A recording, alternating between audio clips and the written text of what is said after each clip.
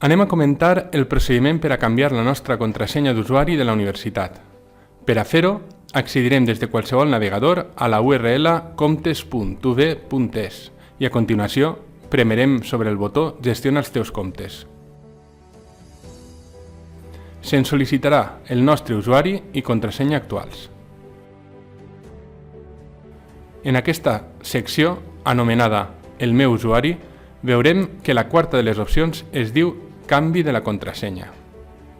I així se'ns sol·licitarà la nostra contrasenya actual i tot seguit introduirem la nova contrasenya. La contrasenya quedarà modificada automàticament quan premem sobre el botó Canviar la meva contrasenya. En el menú Ajuda ens apareixeran una sèrie de normes que hem de seguir a l'hora de generar una nova contrasenya, com per exemple, no pot ser massa curta, ha de tenir almenys 5 caràcters, no pot estar basada en una paraula diccionari, ha de tenir almenys 5 caràcters diferents, i la contrasenya no ha de ser massa senzilla o repetitiva. Per descomptat, la nostra contrasenya tampoc pot ser igual al nostre usuari de la universitat.